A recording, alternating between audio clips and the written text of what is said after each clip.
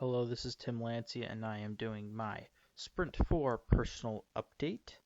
Um, so let's just jump into the demo. So here we can see we have our login screen. Well, I'll just mention that I'll be going over a lot of these screens because I was the main one. This sprint I was focusing on navigation. Um, so cool fun fact, we do have a working login screen. And if I can't really show you, but in our console, it shows that I successfully logged in. Um, and we can kind of go through these screens. Well, I'll just show off my stuff, and that is the drawer. So we have a drawer, navigates, and we also have this tab navigation that goes to where we want it to go. We have our nice timers that are starting to work and our nice calendar. But for the most part, I was the one working on the drawer. And yeah. Yes. So basically the drawer and all the navigation was my job this sprint. Took me a lot longer than I thought it would, but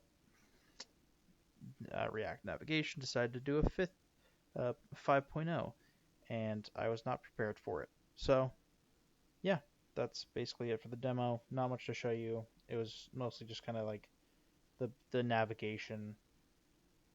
So this sidebar pulling out from the right, all those there, kind of a lot of I had to rearrange the filing structure of it, so there was a lot of kind of moving files around and that sort of thing as well. Now I'm going to quickly show you the code in GitHub. So like I was saying, I rearranged the filing system. So before we had an app file, but now we're just sticking with a app.js file.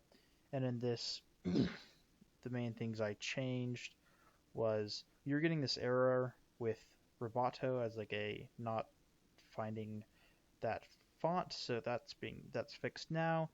And then this custom drawer, a bunch of these stack navigations all kind of combined in this total drawer navigation where you don't see a bunch of these, but they're all in here.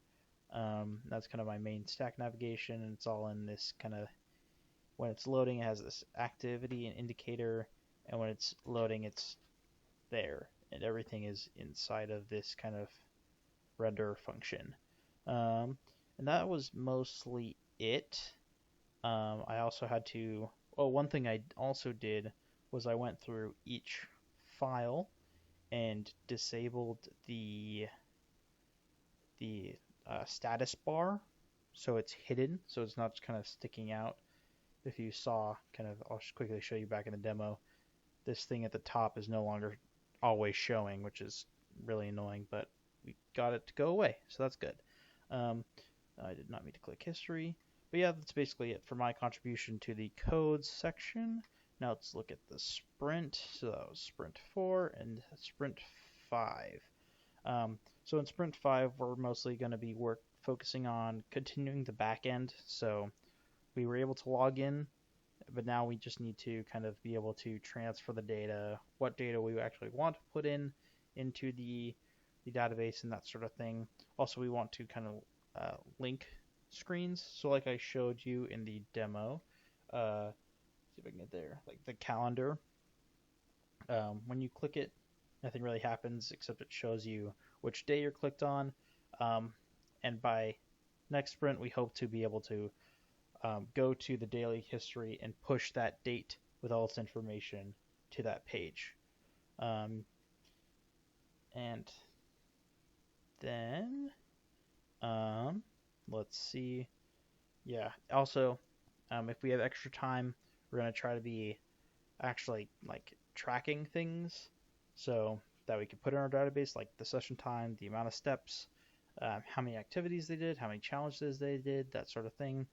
Also, notifications is also a big thing that we're going to be working on. So that is what kind of overall Sprint 5 we're going to be working on. And I think that's it for this update. Thank you for watching.